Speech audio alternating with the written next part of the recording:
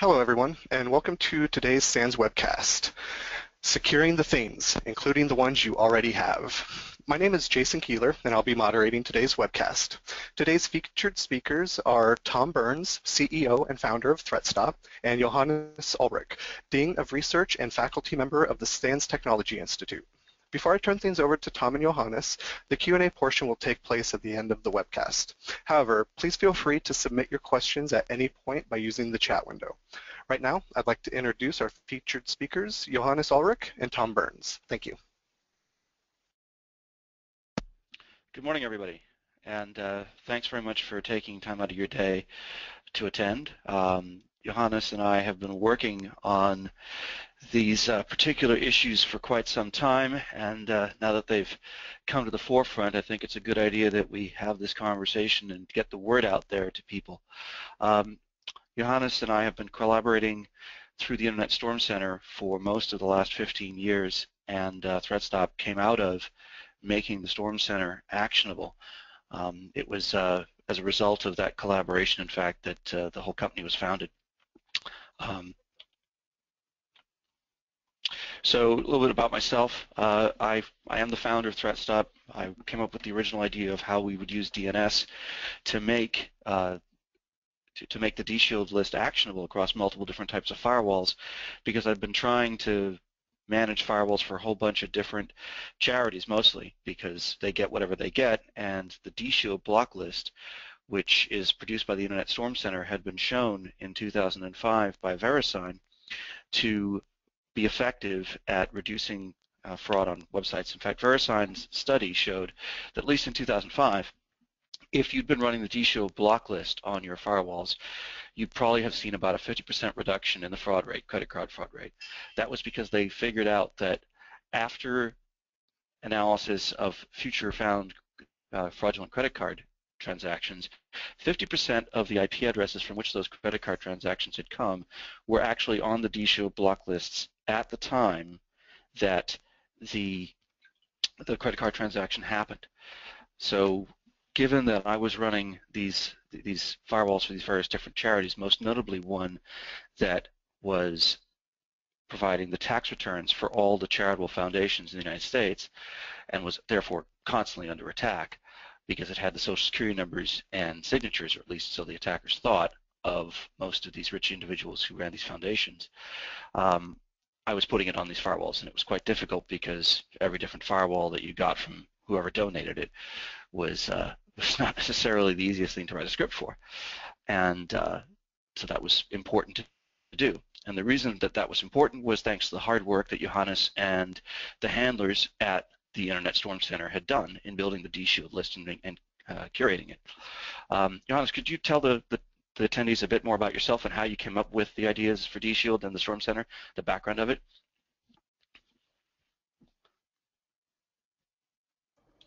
Yeah, just a little bit about myself. I'm the Dean of Research for the SANS Technology Institute, and back in the day, well, the way I sort of came up with DShield was starting sort of to set up firewalls myself. I ran into the problem where I saw all of these attacks, but didn't really sort of know what's normal, what are the attacks I should be expecting, sort of just as part of the internet sort of background radiation that is sort of happening just by being connected to the internet. So what I did is with DShield, we started that sort of in late November of 2000, that I collected initially just from friends, but then really from the public, firewall logs. So we had scripts, and we still have them, that collect these firewall logs. We throw them all into a central database, and now we can look for basically how many targets are being attacked by a certain source. You can also look at trends, like which ports are being attacked, and that's sort of what the DShield part is. Later that became part of the Internet Storm Center as I sort of joined SANS, and with that we got these handlers, and then also people just reporting via email what they're seeing in their networks, and that's what we sort of turned it into, the data, the blog posts or diaries as we call them, that you find today on the Internet Storm Center. And it was because of my background in the Army that I met Johannes and was aware of the Storm Center. I'd been doing tactical networking. I was an IP, telephony, and other kinds of building networks guys. Ran into a guy named Mark Sox, who was then Captain Promotable Sox, while we were doing Digitizing the Dirt. And as it turned out, we realized that because we're soldiers, we had to operate securely in what was fundamentally an insecure environment. We had to go throw our networks in and use whatever was available to us. And as a result, we became interested in information security. So when Mark left the White House, where he'd been the first presidential advisor for cybersecurity working under Dick Clark, he got involved with SANS and introduced me to Johannes, and that was the beginning of the collaboration. And I was one of those people submitting firewall logs to allow Johannes to do the work from my home firewalls and things like that. And it became obvious, and especially if you go read Johannes's paper on how the Storm Center worked, that this was doing for things, we didn't think about it as things at the time, but firewalls, the same thing that the backlink way of figuring out what a web server did was for web pages. I mean, Google's big insight was that it didn't matter what your website said about you, because your website was going to say whatever you wanted people to hear. It mattered what other people's websites said about you. And the way they said that was by backlinks. So if a site that talked about Yahoo Finance linked to you and you were talking about, say, I don't know, Cisco stock, there's a good chance that you actually had something reasonable to say. If it was a pump and dump site that was linking to you, or that you were a pump and dump site, nobody would link to you, and so you wouldn't be so highly rated. Well, the same thing happens with firewalls, except in a negative way. The way that the DShield works is it gathers all this data from all these different firewalls, and it looks at how many people say, hey, I didn't want to talk to that guy. Now, it turns out that home firewalls are particularly useful for this, particularly for inbound attacks, because they typically don't have any ports open. So if you're trying to connect to a mail port on a home firewall, there's a really good chance you're a spammer out there trolling for open SMTP relays. The same is also true if you have any kind of outbound filtering on the firewall, so a web application firewall inbound or a URL filter outbound, antivirus scanning. Those processes now also run on firewalls, and their hits wind up in the logs. So now cross-correlating what a bunch of user firewalls say about a given IP out on the internet across a very large number of sites can be very, very useful in building block lists that show what you want to block right now. So the insight that Johannes and now several others across the internet have built on had led to the creation of some very effective block lists. But there was a big gap. It was really hard to get these block lists into your firewalls in a timely manner. That was difficult. It's still a little bit more difficult than it should be, but it was very difficult until the insight that you could actually use a DNS lookup instead of just manually configuring lists and updating ACLs, and still use that as the target of a rule. And that's what was the basis of ThreatSTOP. And so we became a way to make this threat data, starting off with the Storm Center, actionable. And we continued the feedback loop of taking in log data that Johannes had built all of DShield along, and we actually share our data with DShield so that we can expand the community. And now we work together as a team to defend each other and the internet. So how do we get here? Oops, sorry. We're in an interesting situation right now. Everybody knows it's a daily thing on the news that there's an attack. There's a whole new thing about point of sales again this morning. That's overlapping on top of what's going on with aircraft. How do we wind up here? We had this beautiful network. Everybody built it. It was designed for academic research and sharing of information, and the experiments were partly to deliver and figure out resilient protocols. And so that was all hacking, really. I mean, that's what hacking really is. In the traditional sense, it's experimentation, figuring stuff out. But, as happened with the Morris worm, sometimes you have unintended consequences. And so, wait, experimentation went horribly wrong. And so in the mid-'80s, people started saying, hey, wait a minute, these are things we start to rely on now. You can't just access somebody else's machine and do what you want with it. And so they passed the act in 1986 saying that unauthorized access was in fact a crime. But the genie was out of the bottle, right? So the idea was, hey, wait a minute, now criminals have started to take notice. People, geeks, people still experimenting, we all decided we were still trying to figure this stuff out. As it turned out, this was a very open source environment, and so we wound up building a whole bunch of open source tools that could be used for good things, testing your network, but they also wound up becoming the object-oriented tools that could be used in crime. We didn't realize this. We built stuff. A few people who wanted to get attention for themselves, similar to your graffiti artists, decided to use these to go ahead and say, look at me, I love you. Melissa, please pay attention to me. And you have your usual situation where you have some, shall we say, shady business people who figured that it was a cheaper way than having a bunch of boiler rooms calling up and trying to bilk grandma out of her retirement funds to send spam all over the place. Now, those are still fundamentally annoyances in that they're relatively easy to deal with and they are fairly low yield, right? As far as crimes go, you're not dealing with things that, although they're a pain and we have to build a bunch of tools to block them, you're not dealing with things that are going after your real crown jewels. That graffiti is nasty. If someone etches up your bathroom, it's expensive to fix it. It's really annoying if your phone lines are jammed with someone trying to call in and sell you junk bonds. But it's not someone stealing money out of your cash register, wastage in your inventory, or your biggest competitor having access to your product information before you can release the product.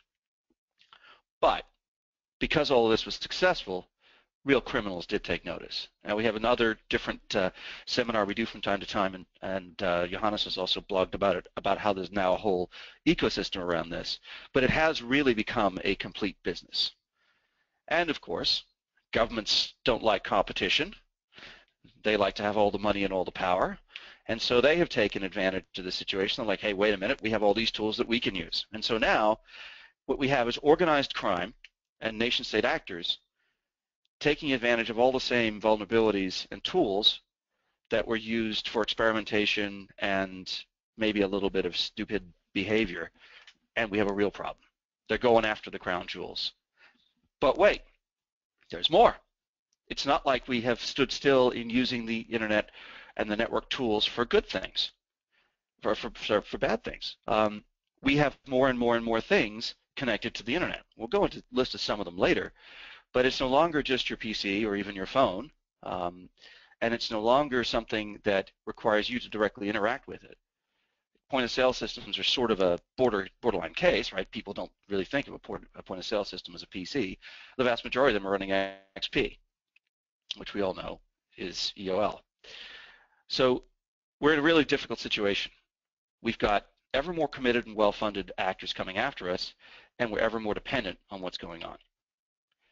Now, you know, in the beginning, we had a very simple network. You had your internet connection, you had a firewall behind it, traffic went through it.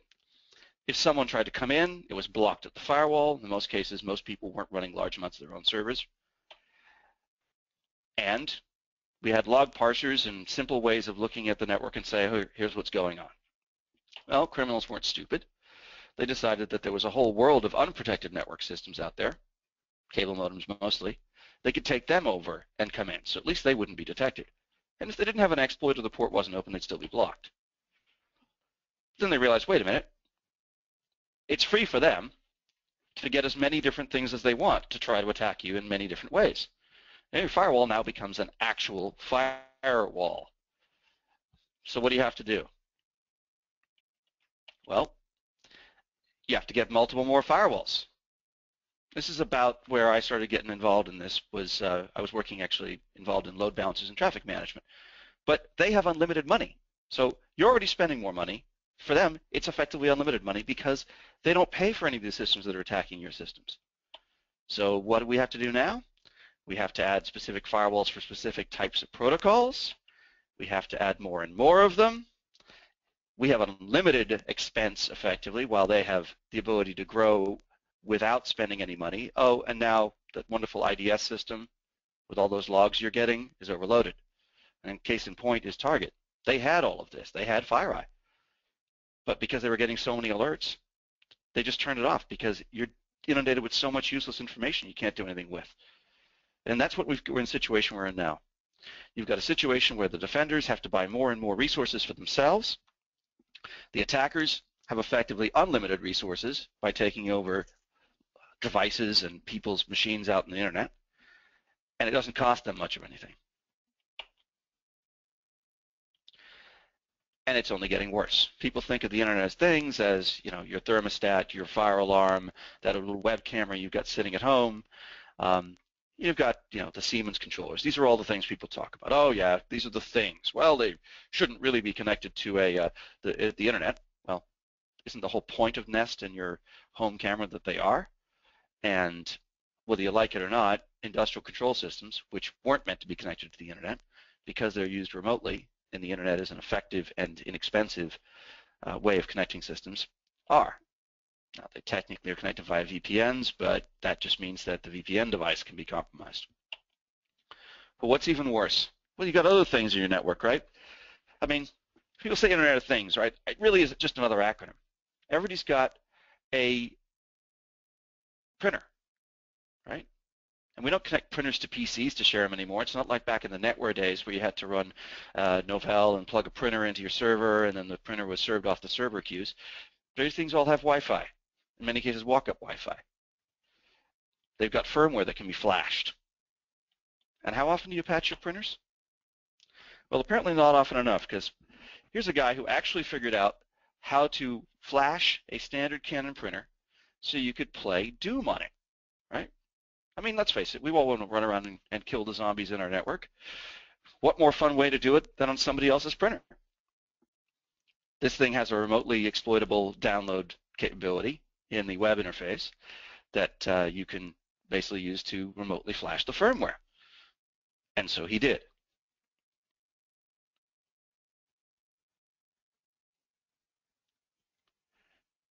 This is running a lot slower than it should be.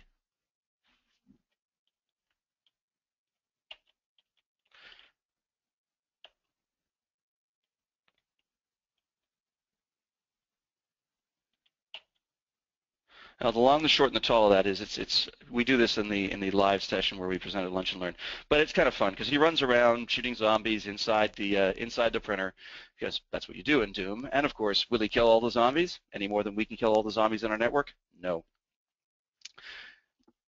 But there's even more. So many networks have things attached to them that don't quite look like things. So that thing on the left there, that's a medical dispensing machine. It's used in hospitals to dispense medicines. It's open up. What does that look like internally? Looks awfully like a PC to me.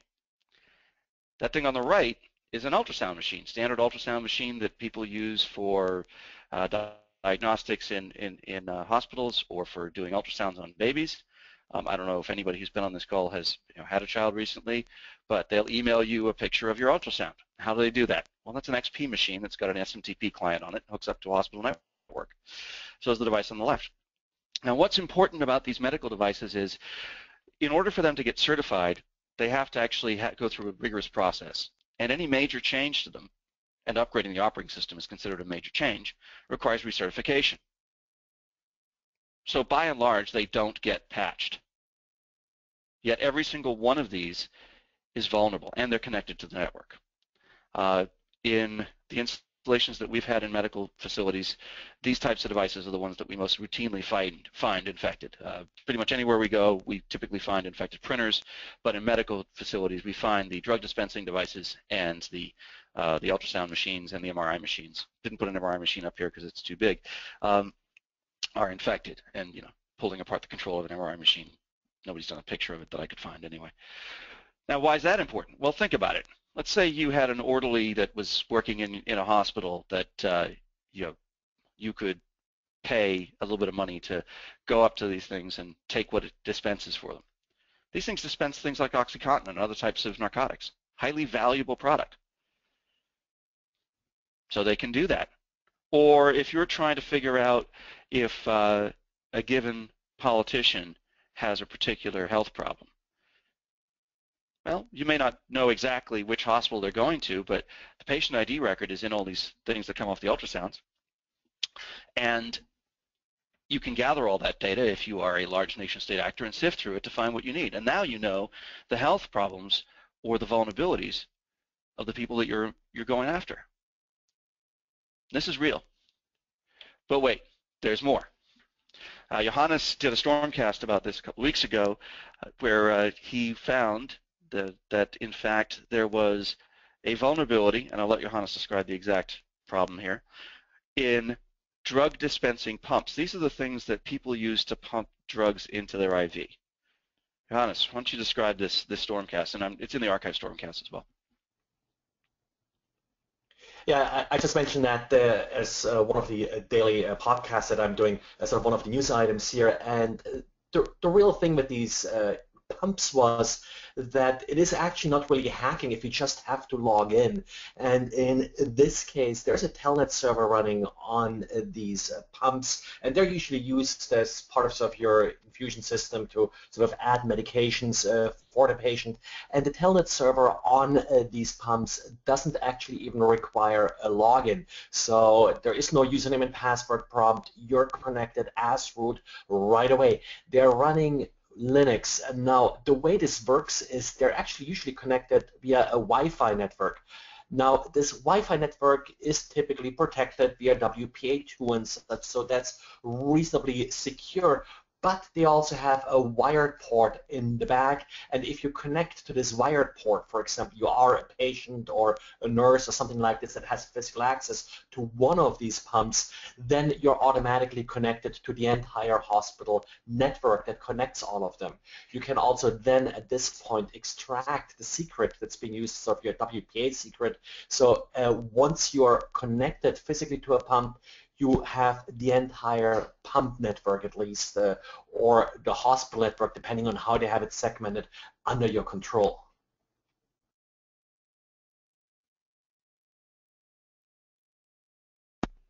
And if that weren't scary enough, Johannes has an actual exploit that he discovered and the guys at Storm Center worked through, showing exactly how a fairly simple set of, again, devices that connect to your network that you wouldn't necessarily think about being something that someone would hack can be used not just to attack them, but as jumping off points for other attacks.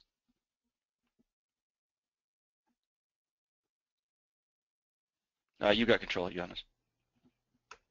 Yep. Okay, just taking over here. The transition takes a little bit of time here. But that's kind of what I want to talk a little about here, is the use of these devices as a bridgehead. And in part, the problem you have with these devices, they're so ubiquitous in your network. It's really hard to track them and to account for all of these devices. It kind of now already you have it in your house, and it's even worse sort of in businesses. I'm just in the process of renovating a house, and actually last week the contractor came to me and said, well, under the house there's a box. They don't know what it does, but if they connect power to it, it hums really loudly and shakes the floor, so they decided to disconnect it. I bet, in 20, 30 years, as if someone is taking over that house and renovating again, they'll find all kinds of little boxes that I probably installed that do more than hum and shake the house when you connect it to power. What we had here is, now I mentioned at the beginning a little bit about the Shield and in the Storm Center, and Tom was elaborating a little bit on this. What we, for example, spotted here a while ago with our sensor networks, with our firewall logs, was that there were a lot of scans for port 5000. And we initially didn't really know what this was about. Now, port 5000 is used by bunch of different devices as an HTTP sort of access point. So essentially you will get a web server on port 5000. Port 5000 is typically not associated with a web server, but what we find is a lot of these devices have services running on odd ports. So Telnet may not just be running on port 23, it could be running on another port as well. And in this case, port 5000 for a web server. In particular, Synology disk stations are affected by this. Now, the next thing we usually do is when we see a report that basically indicates that we do have traffic like this, we try to notify owners. And part of it, the way we do this is we post about it, so then people who want to help us out, they sniff on a network, because what we really are looking for is who is emanating this traffic, who is sending this port 5000 traffic, and where it's coming from. And the one set of devices where we saw this traffic coming from were DVRs. Now, these are not your TiVo DVRs. These are DVRs that are commonly used for security cameras. You may have seen them like at your local Costco or such, where they sell security systems that have a number of cameras. They all record their footage to this DVR.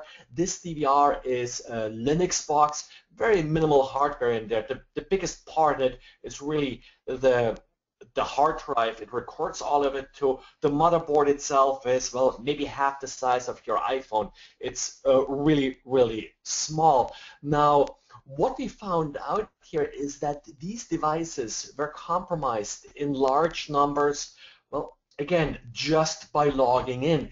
It didn't actually require much of an exploit. All it required logging in as root with a password of 1, 2, 3, 4, 5. And once we got to take a look at a couple of these devices, I also bought myself one off eBay and connected it here to my little Internet of Things kind of lab, where sort of exposed random devices to the Internet. Then we found that there are a number of tools that got installed after an attacker compromised the device. Now, first of all, these devices run an extremely stripped down version of Linux. Now, there is no wget, there is no FTP client or anything like this that would make it easy for the attacker to sort of install additional software. And I'll talk in a second about how they actually went about installing this software. But what we found was, first of all, a Bitcoin miner. Now, I mentioned these devices have very minimal CPUs. Those Bitcoin miners were not very efficient. We did find the scanner for the Synology vulnerability, and then we did find a number of helper tools that the attackers installed on these devices. You may ask yourself, why is Telnet turned on and why is the password 1, 2, 3, 4, 5? Well, first of all, there is no configuration, at least in the firmware version back at the time, that would allow you to turn off Telnet. In addition, this is the dialog, if you find it, that allows you to change the password.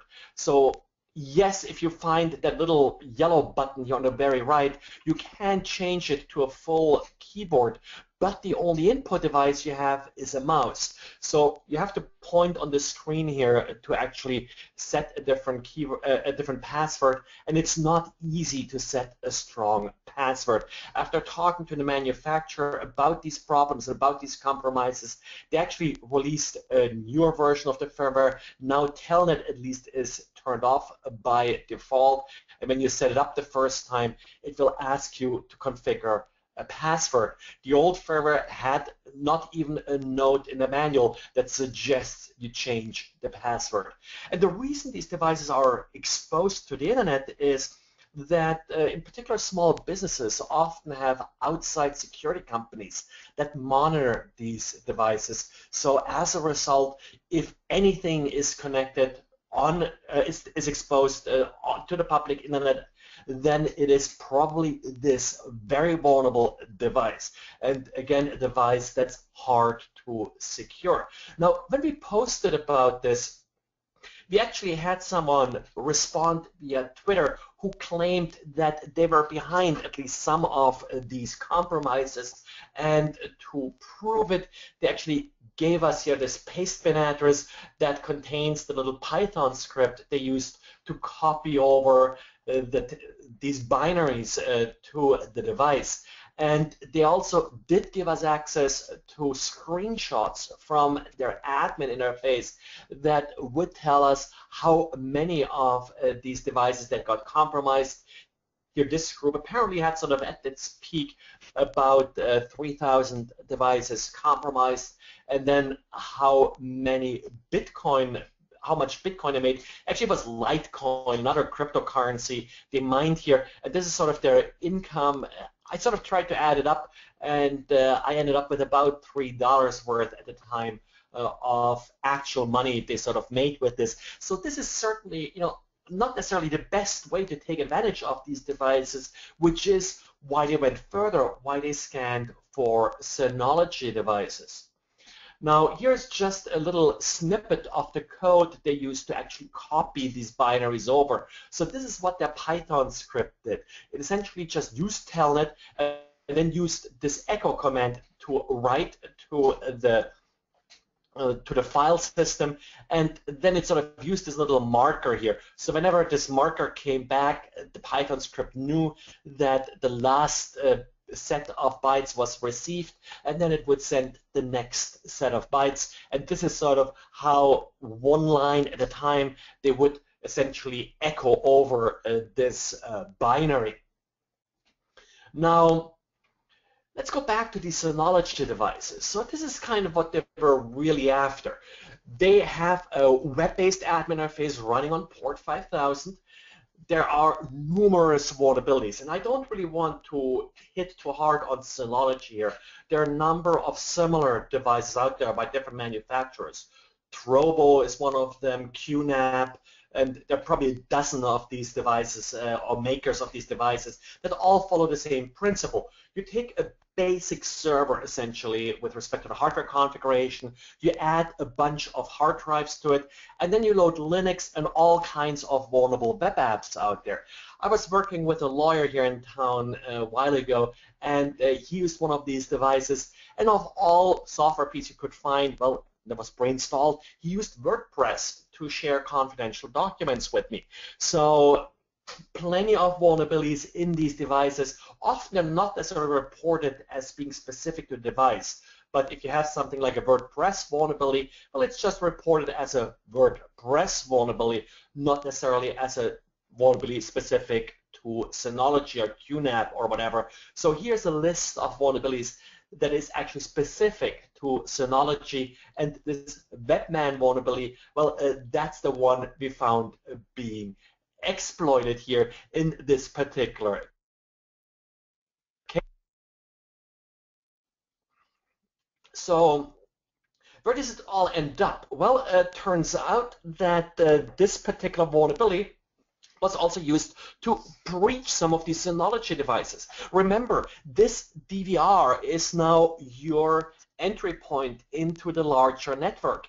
Once I'm on your Synology device, then I have access to all of the data stored on the Synology device, and you may be smart enough not to expose it to the public internet, unlike my lawyer friend. So you have that Synology device nicely tucked away behind your firewall, but once I'm compromising your DVR, then I can scan you from the inside, and now I can hit your Synology device and exploit it and steal whatever data is on there. And of course, for good measure, because that's what hackers do these days, I'll also install a Bitcoin miner on your Synology device, which probably gives me a little bit more money per time than this little Linux system on the DVR. Now, one thing actually we have seen lately, in particular with these Synology devices, is that yes, like in this case with Iowa State, someone can break into the device, steal your data, and sell it on the black market. So in this case, they got 30,000 social security numbers. Problem for an attacker is social security numbers, while it's bad to have them lost, they're not really all that valuable anymore these days. All social security numbers are essentially public. Same for credit card numbers. There are way more credit card numbers that have been leaked over the last couple of years than attackers could ever exploit, which is actually the result while a lot of credit card companies no longer bother to necessarily replace your credit card. They wait for actual fraud to happen before they go through the pain and spend the money to send you a new credit card. So really very little value here. My guess is they may have gotten $1,000 or so for these social security numbers. Not necessarily bad, but that's, I think, sort of the upper limit you would sort of get for 30,000 social security numbers. And of course, a lot of these devices don't have credit cards on them. They don't have social security numbers on them. Well, they may have backups on there. Now, one thing we have seen lately happening with desktop PCs is that the attackers really found a new way to monetize compromised systems. In the old days, They would steal your banking password, they would steal your personal information, and they would try to sell it on the black market, or they would try to use it themselves. Typically, the value of a PC here is sort of $1 or maybe $10 a PC if you found a good one. Now, what they found lately is that this data you have on your PC, all of those family pictures and things like this, are actually more worth to you than anybody they could sell it to on the black market. So what happened lately is that they start encrypting your data and sell it back to you. The old way, you didn't even notice that your data was stolen. That was sort of one of the neat things about stealing data, that the original owner still had it. Now they actually steal it from the original owner by encrypting it. Think CryptoLocker and the like, and then they sell that data back to you by giving you the key. Well, what we have seen now with these storage devices is that the same thing happens with your online storage devices. They're now being encrypted, and then that data is being sold back to you, and usually at a pretty hefty price. Like this SunnerLocker, I believe, did ask for something like $500 in Bitcoin in order to get your money back. And then also remember, last time your relative or whatever got infected with CryptoLocker, the advice you gave them, hey, make backups. But now your backups are encrypted as well, and you're just at the same spot where you were before all of this happened. And this is really a trend we have seen lately, where the bad guys sort of take advantage of encryption to deprive you of your data, and with that, they're being able to make more money of it. So really a couple issues here. First of all, that we do have these devices that are really considered to be less important, not all that sensitive, being used as a beachhead in your network because these devices are exposed. And then secondly, where data on these devices is now being encrypted instead of plain stolen. And with that, I want to hand it back over to Tom. Thanks, Johannes. And I don't want to be scaring people too much, but I think it's pretty important that people understand what's going on. The situation really, from a network and security standpoint, at a fundamental level, hasn't really changed. What's changed is that the devices that are being gone after are no longer things where you have direct hands-on and control. So we sort of back to where we were before people really started getting serious about securing their servers and their laptops and their desktops, because there are all these other things in the network that IT didn't even really think about being IT. When we had PC LANs and networks and the internet, it was kind of a guerrilla thing. The big guys with the mainframes, they're like, oh, these silly PCs, this internet thing is a toy, it's a fad like CB radio, ignore it. And then, of course, it became mission critical. It wasn't designed to be mission critical, and so they came in and they bolted a whole bunch of security and stuff on it. Great. But now we're back to square one, because all of these devices are brought in. They're added to ad services in an ad hoc manner. In many cases, they're brought in and they're not under control of IT at all, because they are a medical system, they are a drug dispensary system, they are the DVRs being used by physical plant security, they are the HVAC control system, which, by the way, is how the hackers actually originally got into to target. And all of these things connect to the network. So once again, you don't control the endpoints, and you aren't responsible for their configuration management, so in many cases, you can't patch them. So what do you got to do? Well, first off, you have to go back to basics. Realize that a great deal of this stuff is installed by the same guy who has a problem keeping their pants up. In fact, it was really funny. I wish I'd known about this, the details, when we were presenting this Lunch and Learn at SANS in San Diego, because there's a construction project right next door. And the guy operating the backhoe broke the water main. So there was no water in the hotel for toilets or anything, washing, that we were at for SANS San Diego. And why? Backhoe failure. It's something that we frequently refer to by the thing that these people who can't keep their pants up tend to show, which is that you've got people for whom let's face it, paying attention to their personal dress and hygiene is not necessarily important doing these types of installations. So they're not going to pay any attention to network security even if they knew one existed. And the vendors of these equipment are not interested in network security. They're there to deliver functionality at a low price. So what you have to do is you have to secure it. And the first thing is discover and inventory what's on the network. And there's something very, very important here. One of the things in the National Cybersecurity Framework that's being talked about is know what you have, know your data, and know what you care about. At the risk of upsetting the National Command Infrastructure, I believe that they've got that exactly backwards, and I've actually told it to them. Because as Johannes pointed out right now, just recently, it's not what you care about that matters, because they'll get to that. It's what they care about. And what they care about may not be the things that you care about. I mean, you probably don't care really that much about the security DVR. You figure that if it stops working, they'll buy a new one. It's not expensive. It's the guy who's sitting with the belt and the pistol at the door has to look at it. And as far as you know, it has nothing to do with your network, except it does, because it connects to it and it attacks it. It's not something that you would, and the data is fairly ephemeral. So it's not, again, it's not the sort of stuff that you're going to go through on your PCI DSS checklist and go, oh, I've got to check that the DVR and the data secured in the DVR is in fact configuration managed, and because you're looking at video streams, right? Except that it's an attack vector. So you have to be concerned with what's important to the attacker, not what's important to you, although you've got to be concerned about that too.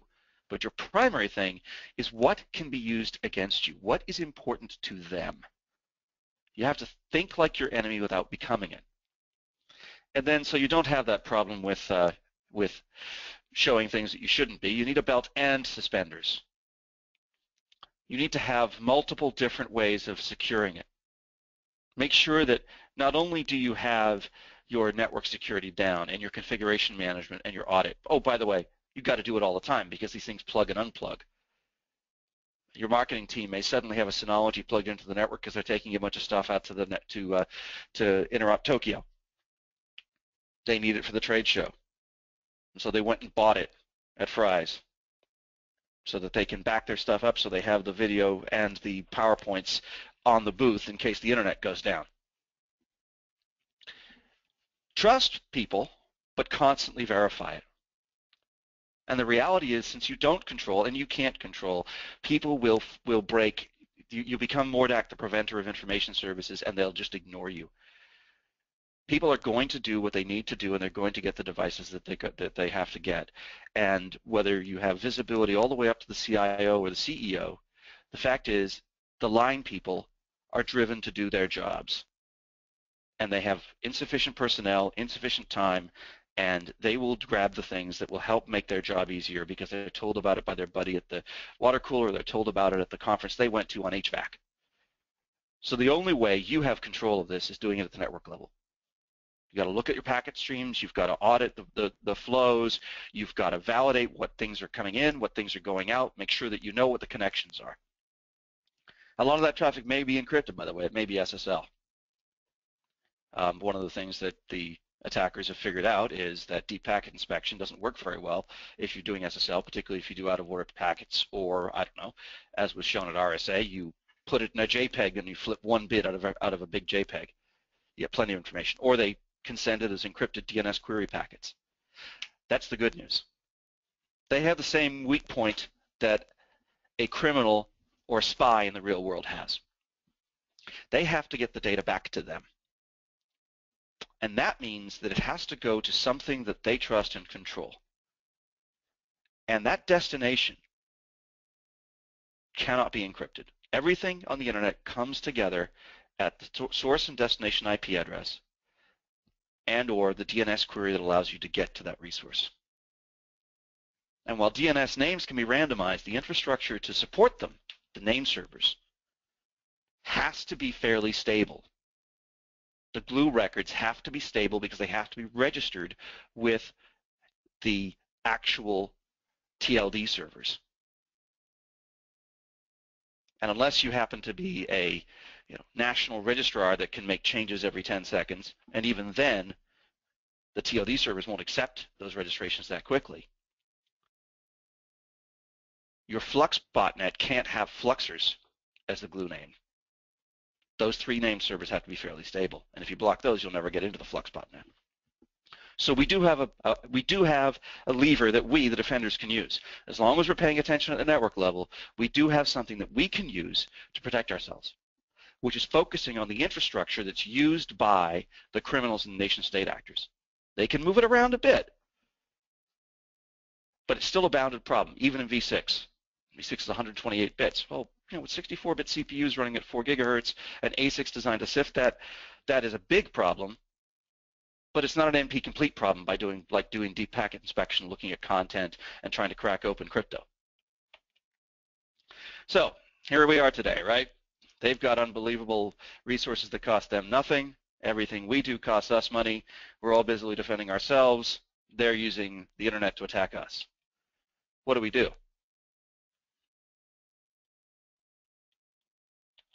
Well, as I said, Johannes and the guys at the Storm Center are sort of the archetype of this, but there are a lot of good people out there now gathering information. There's guys like Roman Husey at abuse.ch. There's the Shadow Server Foundation. There are a bunch of groups that tend to stay relatively under the radar where people collaborate, and all of us are involved in these, sharing information and figuring out who the attackers are and what infrastructure they have. There are the ISAC groups, and if you are in any of the critical infrastructure groups, you really should be active in ISAC. If you are in the U.S. And you are part of any of the national critical infrastructure, you really need to be active in InfraGuard. These are places where people can get together and share information, and that information is useful. Now we're no longer acting like a medieval castle where we're building up our defenses individually while the barbarians run around and attack villages and grab the resources, the grain that we need to feed themselves. By collaborating together, we're able to identify who they are and where they're coming from and where they're going. And then we can put that into our network infrastructure and tilt the balance. That filters out the worst traffic and allows the good traffic to go through. But the key here is collaboration and working together. Just as in the real world, we stopped with the everybody's got their own castle and their own private army back in the 18th century. And we introduced the concept of sharing information about who's doing the bad things, finding the people and the chop houses and the fences that they use, and putting them in jail, i.e. taking them out of society. So we can do the same thing on the internet. It's a little bit harder because there's not exact mapping of there's not an exact mapping of infrastructure to people in stable time, but there is for a period of time. And that period of time is not exactly super short. And usually, although it can't necessarily be identified when they change immediately, if you're collaborating, then let's say one guy has decided that he doesn't want to talk to China, or he's got a WebSense URL filter on his firewall. And his firewall blocks some new attack. Once that information is shared, using DShield or some other method, then everybody else who participates in that community is able to defend themselves together. And that's what ThreatSTOP does. So ThreatSTOP leverages this idea of sharing information. We gather data from all over the place. I mentioned some of the sources, parts of others. We were involved in Farsight Security Information Exchange, which is founded out of the Internet Systems Consortium. We started off with DShield. We still host a mirror for DShield, and we continue to share information. We make that available as a policy, set of policy elements, and it includes geo-blocking. There are plenty of reasons to do geo-blocking. It is a good thing to do, particularly if you're in the financial services industry or defense. You want to be not talking to IPs in a given country. But that helps you create a policy that matches your needs. Your firewalls and your DNS servers download the current set of policy that you've decided, the IP addresses and networks, name servers that match what you decided you want to block. And by the way, whitelist. You've got whitelisting capability as well. And it's in your firewall.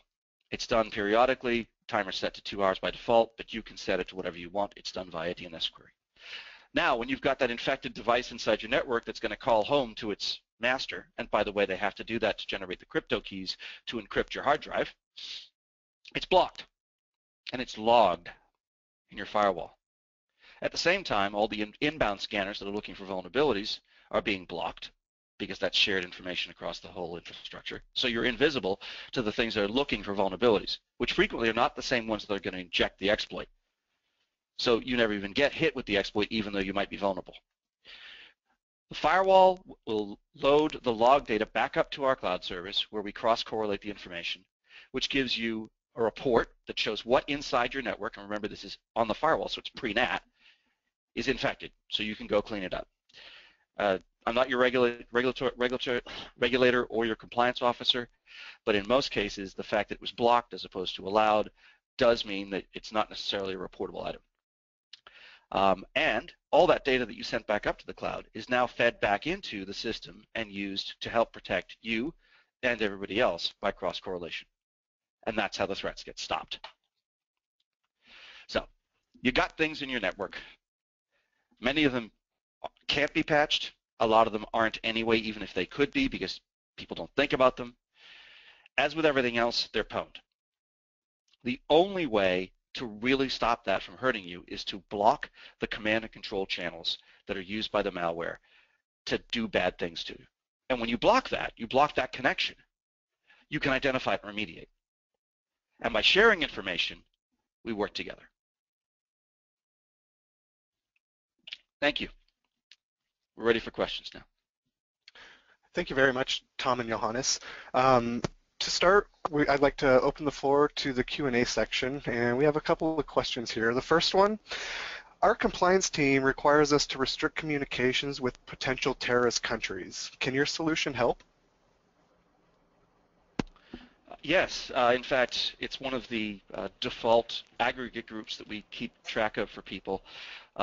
We have, for all of our customers, not just ones in expert mode, the ITAR and the OFAC block list. So we block the IP addresses of, you can choose to block any trafficking in arms regulation restriction country, or if you're a financial institution, OFAC, and it just becomes part of your policy. Thank you. And our next question, how do you handle false positives and avoid blocking legitimate traffic? Well, part of the secret is to update the list very quickly. We do a lot of cross-correlation of data. We have an extensive whitelisting, and it's dynamic whitelisting, so it's based on popular sites that are clearly not criminal. We partner with the major hosting and content delivery network vendors to make sure we have their IP addresses available to whitelist. And again, it's a feedback loop, right? So if suddenly we see an outlier spike, it immediately gets escalated to security for two reasons. One, it could be a new attack, or two, it could be a false positive. That doesn't mean we haven't had a few. Everybody has false positives. It's the unfortunate problem.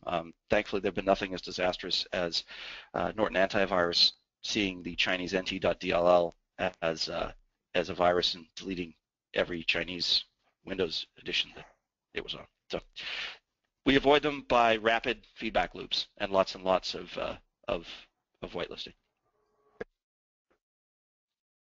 Nice, thank you. For our next question, what about plane hacking that is in the news recently? You want to take that, Johannes? Yeah, sure. I can talk about this a little bit. I know that's also one of those Internet of Devices or Internet of Things kind of issue, that your plane is a thing, or actually better, a network of things that is not properly segregated from the passenger network, apparently.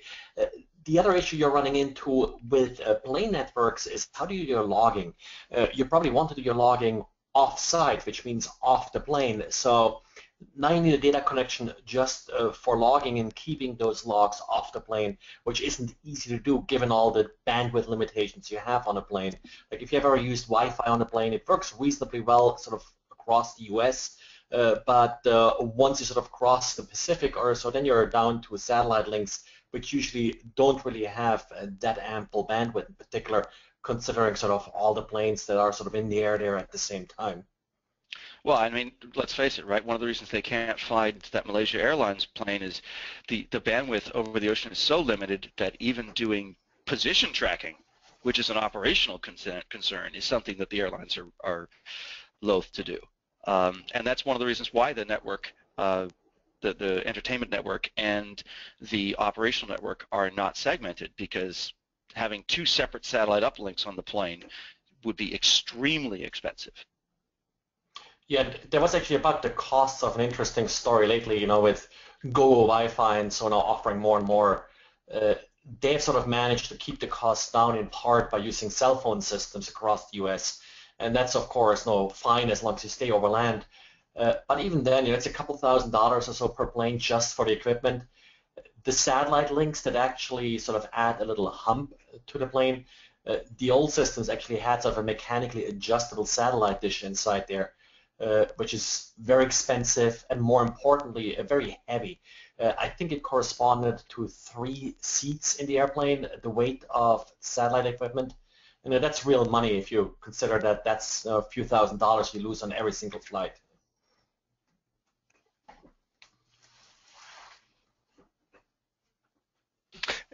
And for our next question, how do you scale the secure install lot? How do you scale the secure install?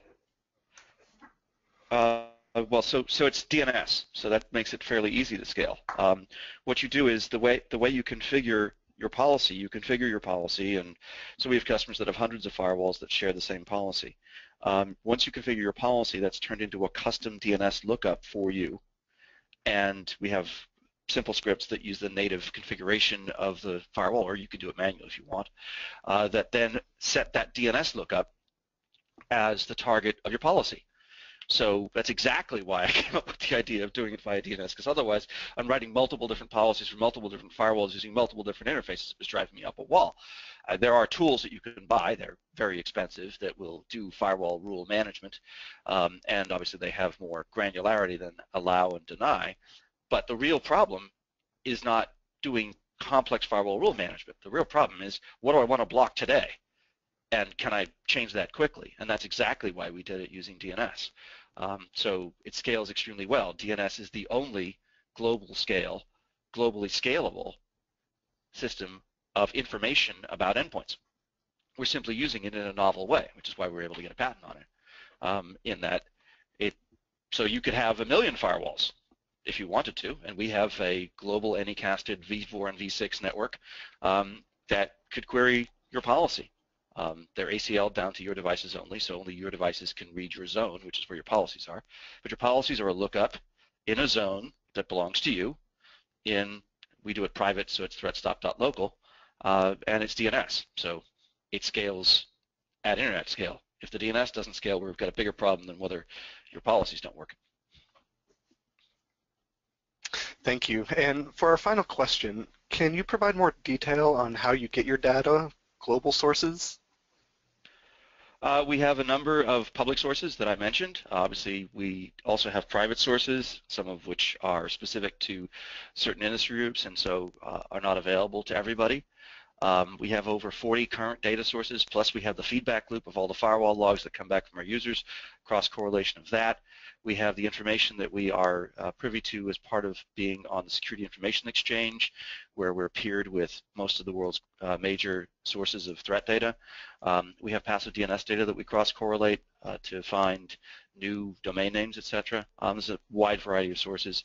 Depending on the asker, we can just share more details under non-disclosure, and several of our sources are called out specifically in just the UI. The ones that are publicly available are called out by name in the user interface at ThreatSTOP.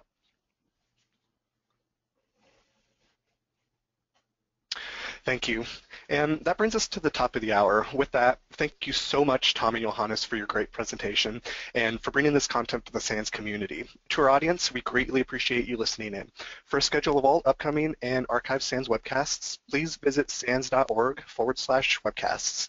And until next time, take care, and we hope to have you back again for our next SANS webcast. Thank you.